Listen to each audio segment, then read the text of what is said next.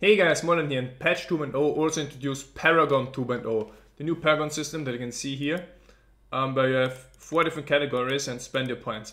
And today I wanna show you how to spend the points in the most efficient way, or one way of really doing it well. And let's get started. So what I'm gonna do here at the base is I'm gonna reset all the points.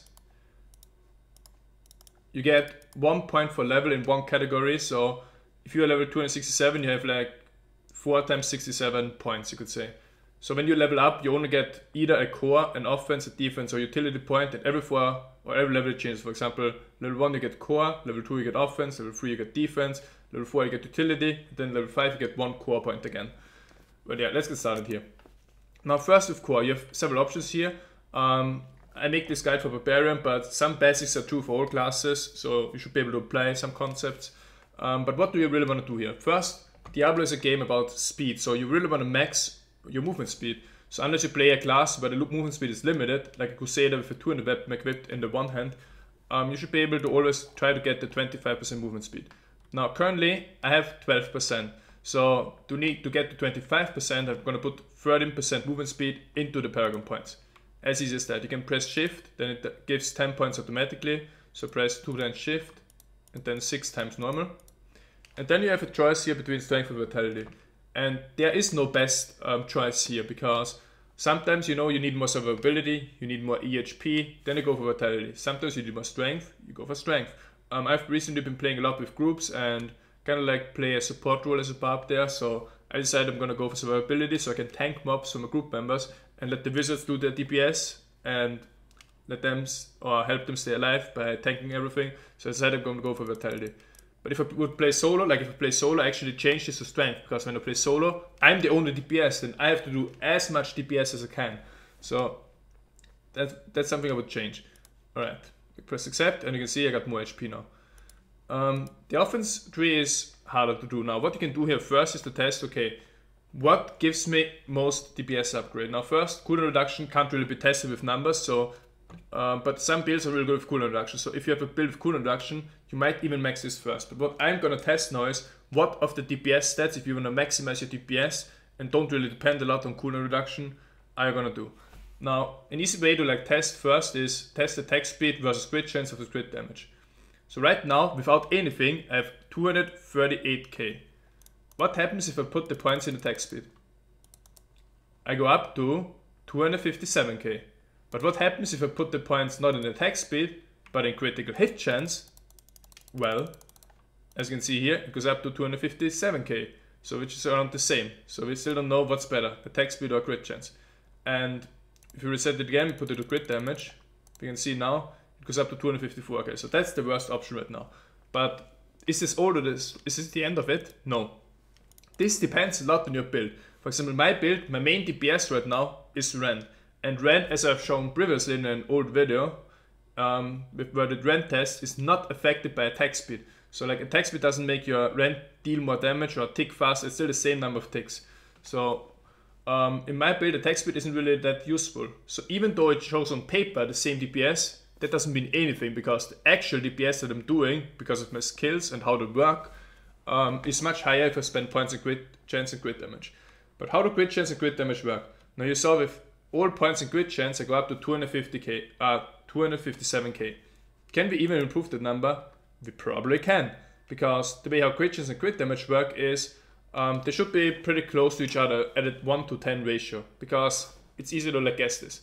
If you have 50% crit chance and 500% crit damage, it's pretty good synergy. If you have, let's say, 1% crit chance but 1000% crit damage, is a 1000% crit damage really help you if you only have 1% crit chance? Not really.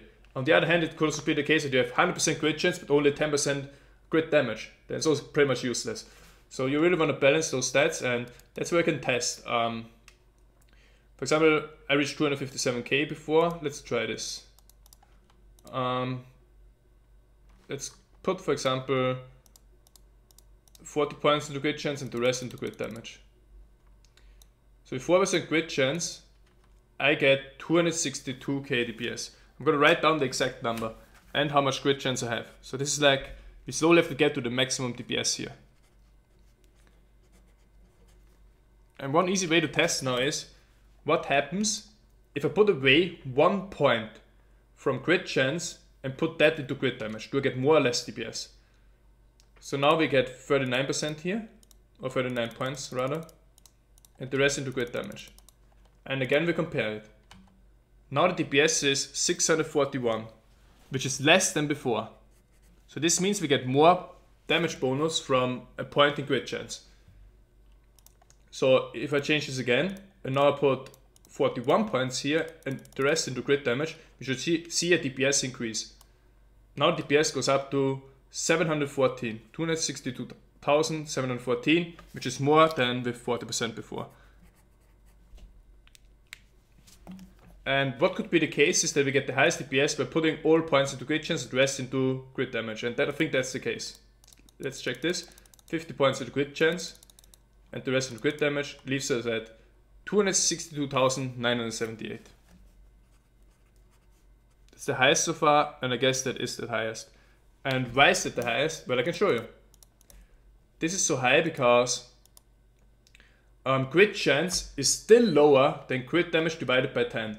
So, like the best way, or best DPS right now, we would get with 550% crit damage and 55% crit chance. But we just can't improve the crit chance anymore, so we could do this with weapons, but that's why like the last point of crit chance gives us more than that additional point of damage. And that's what we really have to take care of. For example, if I would unequip something, it would be completely different. If I would unequip, let's say, the Mempo, then crit chance would be even more worth.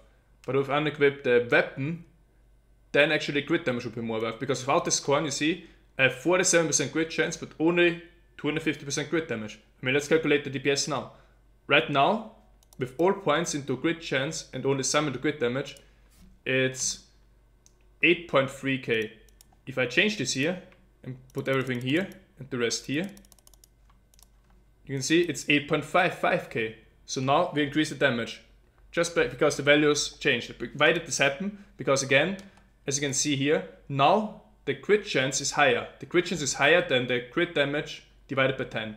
You have 43.5% crit chance now and 280% crit damage. Divided by 10, this would be 28.1. So it all depends on like how you have your crit damage and crit chance. But yeah, there's even something more to the story. So for me, this is the best right now.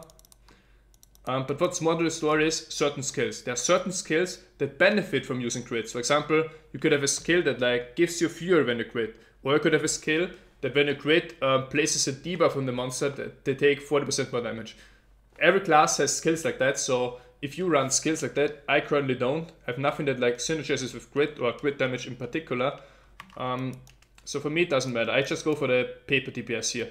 But if you have a class, for example, that really depends on using crit chance to like keep something up, then you might want to rethink this or reconsider it and put more emphasis on crit chance. And even if you lose a bit DPS here, like paper DPS is not everything. Please keep that in mind. All right, we got 2 trees left. Defense. Defense is again the same. Now first you can test what gives me the most toughness increase. Right now I have 1.18 million toughness. If I put everything to life, how much do I get? I get 1.4. If I put everything into armor, how much do I get? I get 1.39, which is a bit less. And if I put everything into resist all, I probably get more than 1.4 even. I get 1.48. So you can see here easily, okay, I get most benefit from all resist. Now, sometimes you can need life regeneration. That's going to be especially important in the expansion pack. Because in the expansion pack, lifesteal will be useless. As you can see here, lifesteal right now at level 60 has a 0.1 multiplier, which means it's only operating at 10% efficiency. I have 6% lifesteal from my scorn, which are really important at level 60, even with the multiplier, but at level 70, lifesteal no longer functions, so you get 0 healing back from lifesteal, which means life regeneration, life on hit, those are all going to be very important values in the expansion. But for now, with the lifesteal, I don't need life regeneration. So I just go for all resist here, then again I can check. What gives me now more toughness? I have 1.487 right now. If I give everything into armor, I get 1.576. And if I put everything into life, I get 1.579. So you see, again, I gained 3000 toughness by perfectly distributing those points. And the last step that you have is probably the easiest, it's utility. Gold Fan, I don't think this is ever going to be useless, so just ignore that. Life on hit, again, in the expansion pack might be very useful, because if you put 50 points here, we're talking about 800 life on hit. Now that's not a great number, but I think it increases at level 70, so you have to reconsider that if you need life replenishment to stay alive. But what we consider here now is arrow damage or resource cost reduction. We can get 10% resource cost reduction, which is decent but not really super great. Or we could get 50% area damage, and that's really good for pretty much any class, because this game is still about AoEing, so unless you're fighting bosses where you want to maximize your resource cost reduction, you should probably always go for area damage. Unless you play a build that really like needs the resource cost reduction, like where you spam abilities that use a primary resource a lot, and you always run out of fury, for example, or you always run out of other resources that other classes use, then you might consider spending points here. But if not, then area damage is really good, because what does area damage do? Area damage is always a 20% chance. It's also explained here. Yeah, it's always so all attacks have a 20% chance, no matter how high your area damage is. So every 5th attack, on average, you deal area damage. And what is area damage? It's a chance to deal 50%, which is X amount. If this would be 100% area damage, it would be 100% of the damage that you dealt to enemies within 10 yards. And why is this so good? For example, let's say you run Hammer of the Ancients. Hammer of the Ancients quits for 5 million. You know what happens every 5th Hammer of the Ancients? This area damage is gonna hit. It's gonna hit and it's gonna trigger, and it's gonna deal 50%, which will still be 2.5 million to all enemies within 10 yards.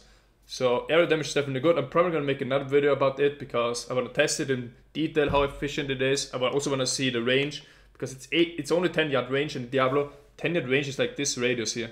It's pretty small, so it's not gonna be like huge AoE, but if you are like close together to the mobs, then it's actually really good. I also want to test, for example, what matters, like where you stand or where the attack triggered. For example, if you're a wizard and you're shooting something at the mobs, does it trigger around the area where it actually landed? But yeah, that was my small guide about the Paragon system. You see, it's pretty simple. It's not as complicated as Diablo 2, but still, you want to make sure to optimize your character, to make the right choices here, and to really min-max your DPS and according to the build that you're playing. Hope you guys found the video useful. Thanks for watching. I'll be back.